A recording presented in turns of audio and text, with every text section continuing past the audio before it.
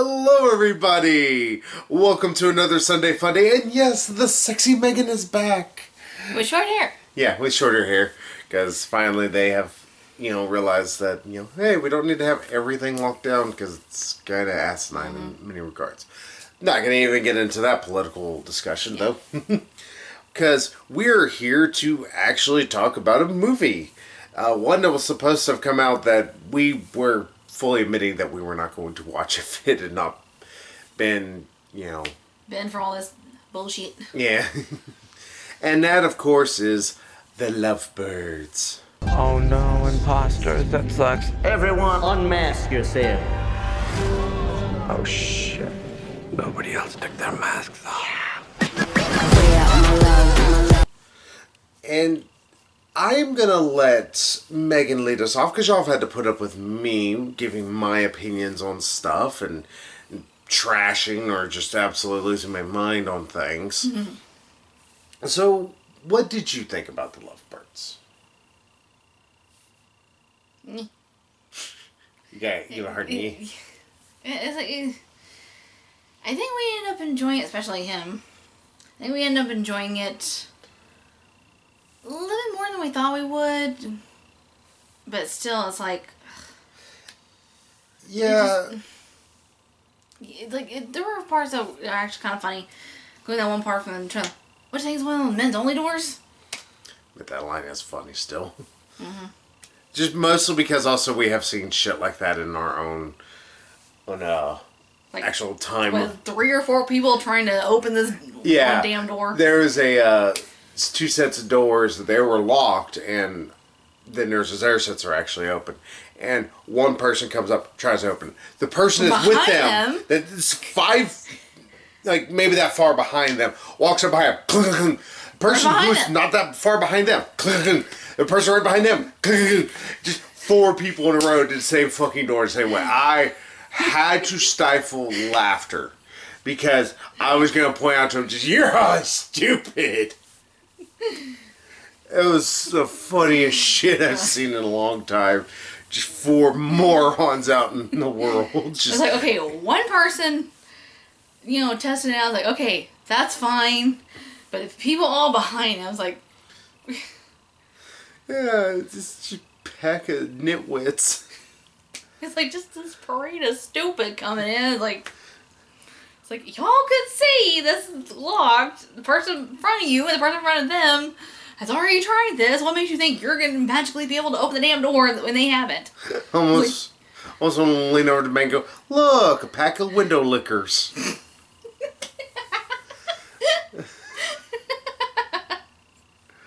Oh, it was so special.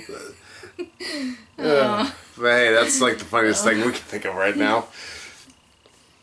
But yeah, the movie, it's...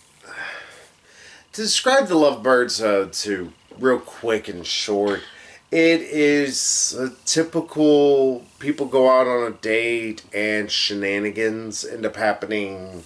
Yeah, except they break up, then shit happens, and realize they love each other. And... Yeah, they still care about each other and all that. And those who are wondering, yes, the main character is Issa Rae, I think is how her name is pronounced. She's kind of just been, I hate to put it this way, they cast her as the token black lady in a lot of movies. It's like, yay, that's good. She's a fine actress. Well, she's also in Little, playing that one lady's... It's a token black movie, almost. It's big for black people. It's like, yeah, it's pretty much a remake, except... reversed. Yeah. But yeah, she's fine. Then you also have, I cannot pronounce his name, I'm very sorry, but the guy from Stuber. Kamal Najani or something like that. Yeah, he is fine in it. He usually annoys the shit out of me a lot because he has the Vince Vaughn disease, which is where he just keeps in, because the things and, because the things and, because that funny thing. And then this and it's so annoying that constant just, it's like, you're sitting going, shut up. Yeah, they both had a problem with babbling. Yeah. But it never got to what his usual shtick, which is that repetitiveness that he will get into. That ruined a lot of stupor for me. It's like they tend to babble off and on because it seems to be the new funny thing. It's as funny as fucking cancer, people. I think it's supposed to be funny because it's like, oh hey, it's relatable. A lot of us are like awkward and tend to babble when we're nervous or don't know what else to say. But I stutter.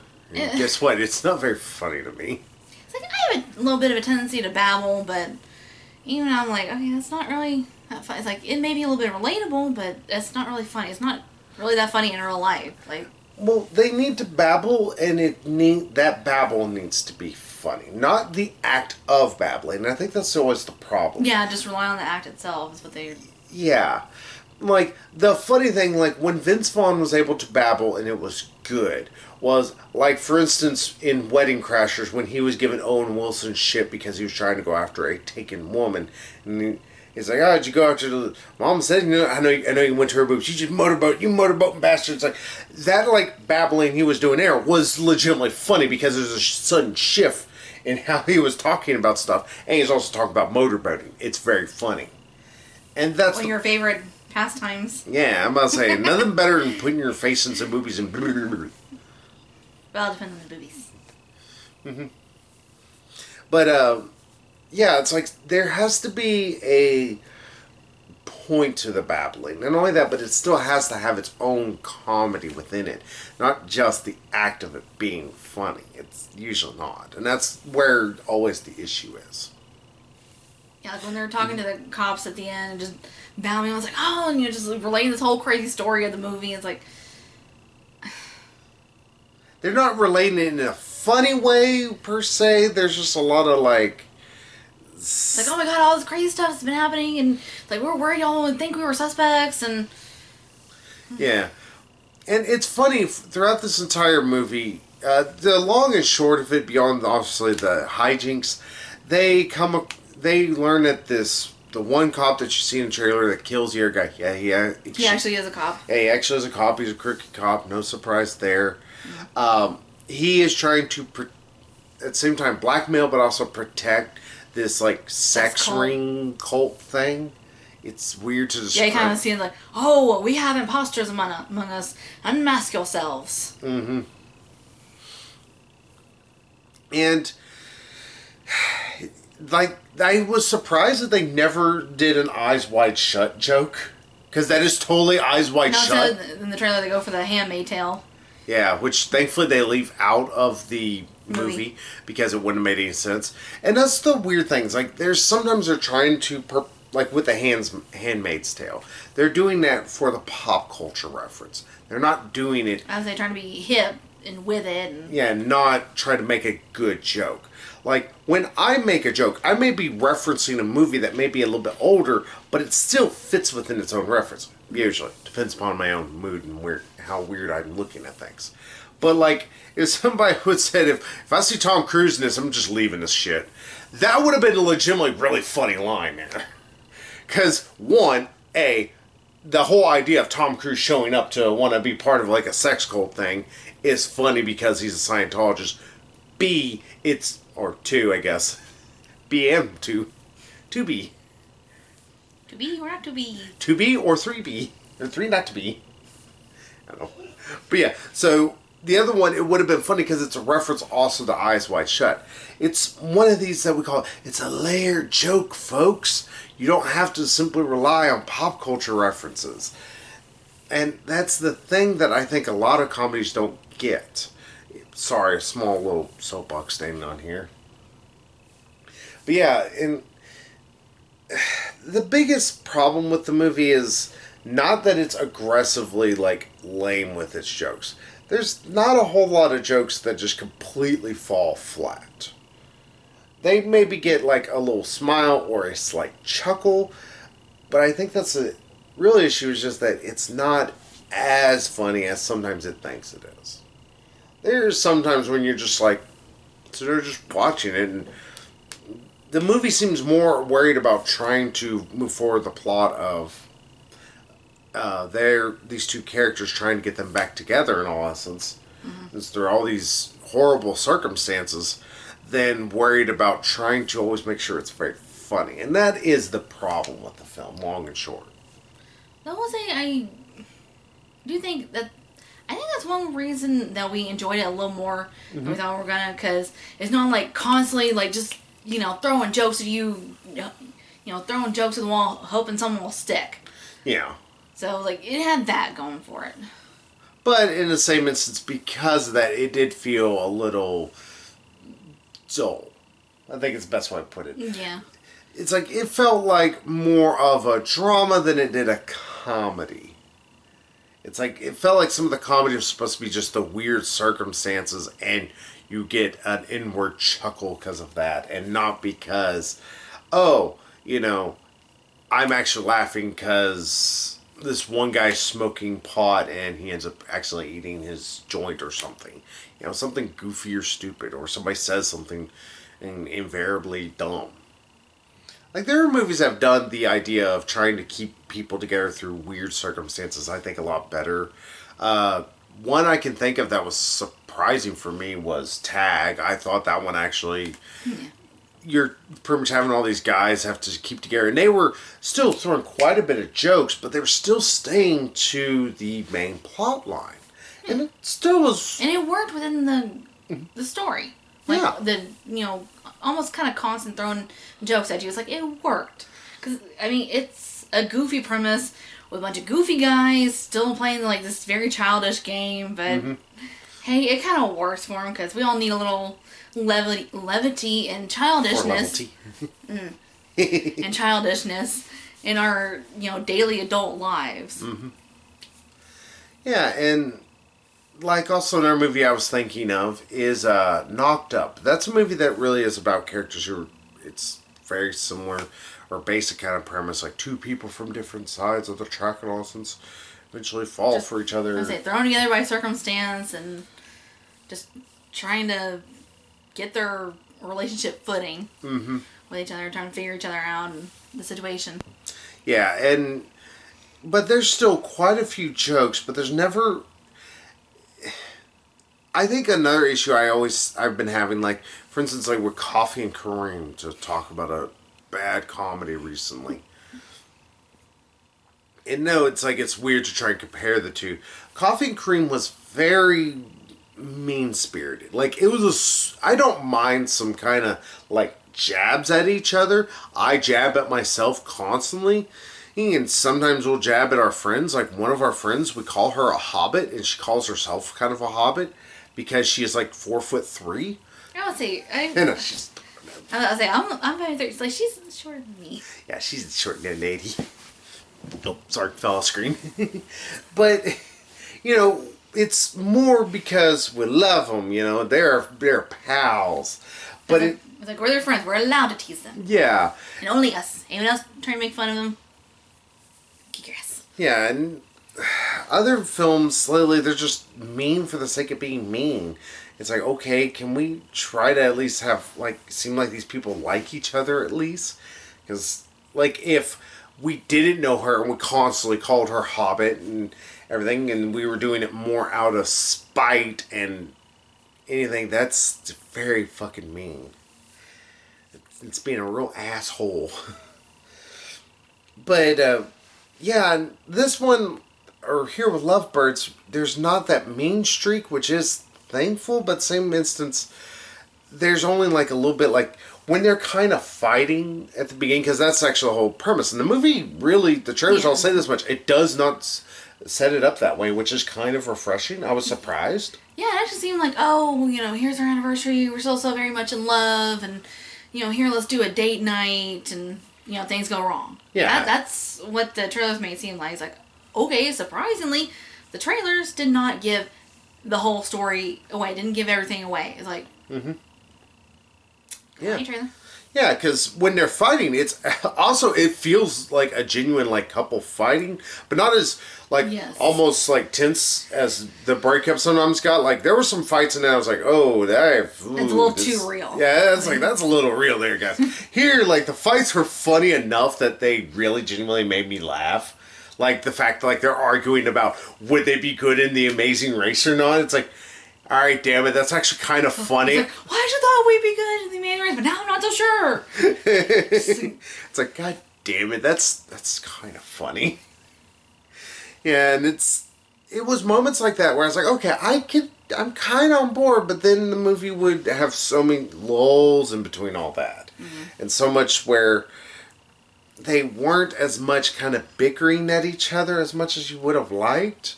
Like, I get the bickering, keeping it down to a bit of a minimum, just so that way it didn't get old. But in the same instance, like, they kind of quit bickering after, like, maybe 20, 30 minutes. If that. Yeah.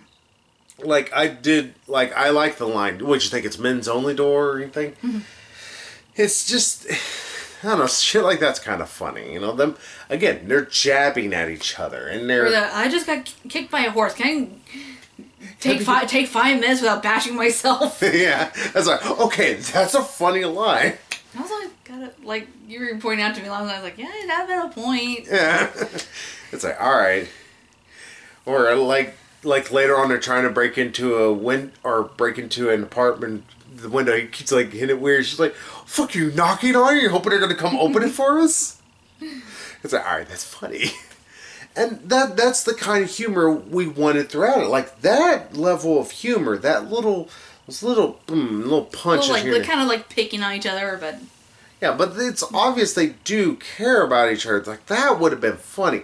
And there's not enough of it. That is ultimately the big problem. It's like, there is a lot to trying to solve in the mystery of what's going on. There's a lot of weird circumstances, but not a whole lot of, oh my god, this is hilarious kind of shit.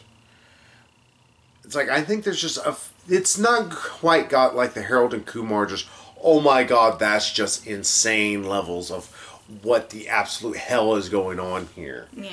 Like with Neil Patrick Harris coming back from the dead thanks to Jesus. Which is the stupidest thing ever, but it works. Or the fact that he's able to get by because a guy likes him from Starship Troopers, which is fucking awesome. It's like, there's a goddamn reference for you.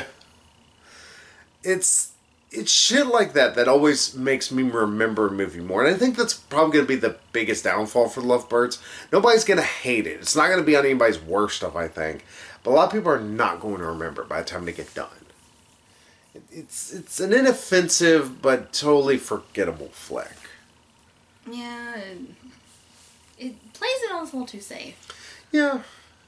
Like, I almost wouldn't have minded some gross out humor. I wouldn't have minded, hey, how about a pot reference more? And just like at one point I mentioned edibles. Like, ooh, so scandalous. And it's going on and on to the cops about how she sold her uncle's edibles to make some money because they were, like, kind of broke. Yeah.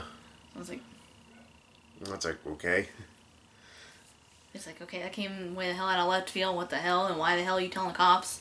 See, a funnier story for that would have been like, my uncle gave me some edibles one time, and I knew I should take them because, I tried to be no drugs, but I took them, and then just woke up and just another dude's dick was in my mouth. I don't know what was happening. It was like I thought, oh, like all this white stuff, it's cum. I know it's so gross, but nope, I fell into a cobweb. I don't know what the hell was happening.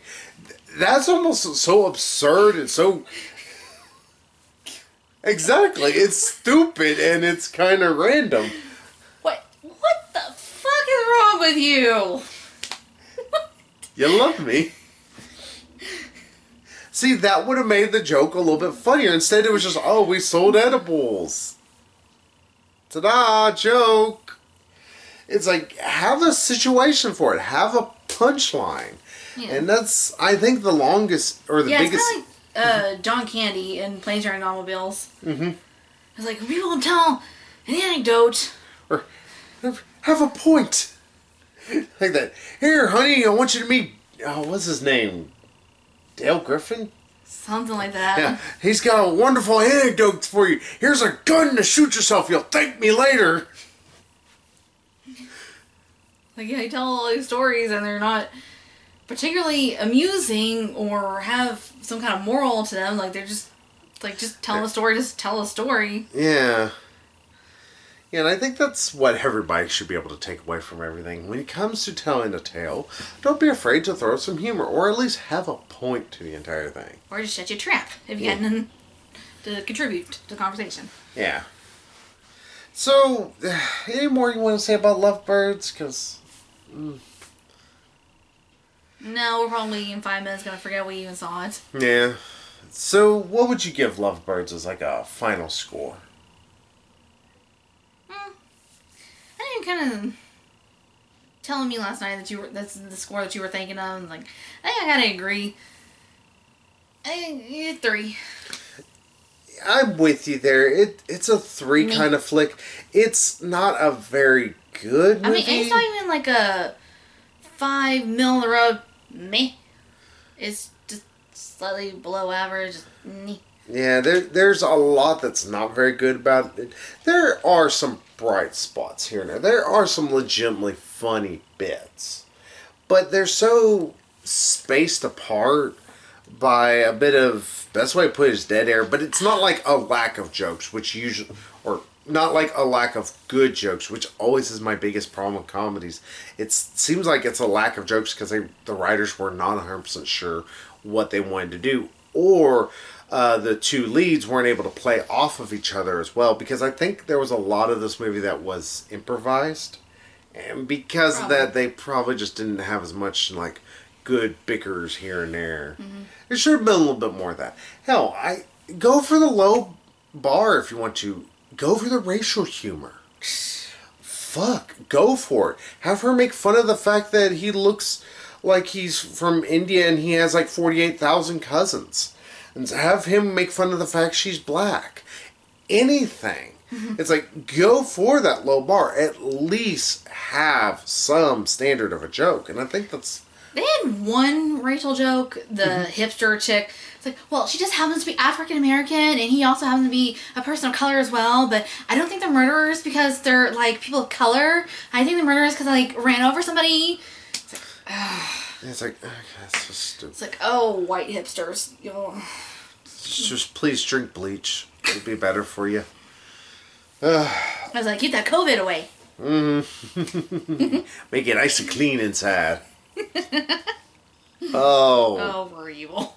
Yeah, only the idiots. But yeah, just it would have been nice just to have that little bit more. Just give us a little punch to the gut, a little gut punch every now and then. And that's one of the things. Sorry, another little soapbox before we can even wrap this up. The biggest issue I always say is like comedy always stems from a bit of sadness. All comedy comes from a form of, the best way to put it is something terrible. You think, what are some of the most hardest hitting jokes you can think of? It's people making fun of death, making fun of diseases, making fun of even things like rape or child abuse or anything like that. Like, not saying that saying that any kind of area is sacred for us to not make fun of is wrong. Some people shouldn't be making as much jokes as others, but it's tit for tat there. But like let's say for instance, like way back when, I don't even 100% care for the guy because sometimes this comedy can be weird and he seems personally to be a bit of a reprehensible prick. Louis C.K., whenever he made a joke about, pedophiles. And he said, it's like, I've never seen a kid I'd want to fuck, but I guess if you're a pedophile, you do.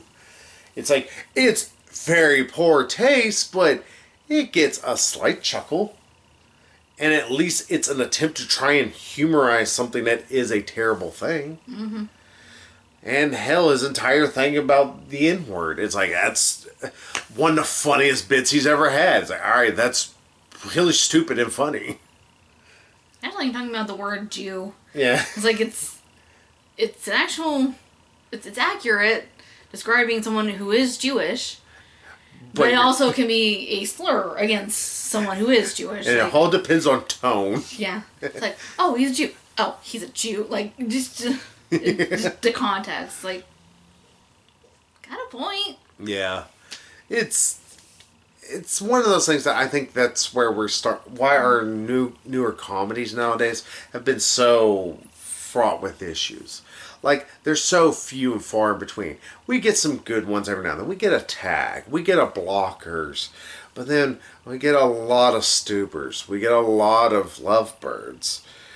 We just get a lot of mediocre films. And that's the problem when it comes to comedies. Like, when you're mediocrely funny, you tend to actually be lower rung.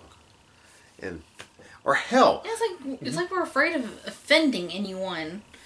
Or making the wrong joke, making some kind of ill-timed joke, or inappropriate, oh, that's, taking it too far, or whatever kind of joke. It's like... Yeah. It's like, go back to days of, like, Animal House, Blazing Saddles, Revenge of the Nerds.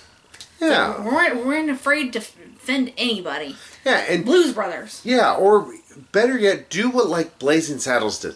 Made fun of everyone. Everyone was made fun of. It didn't matter what skin tone, what you thought, nothing. You were made fun of.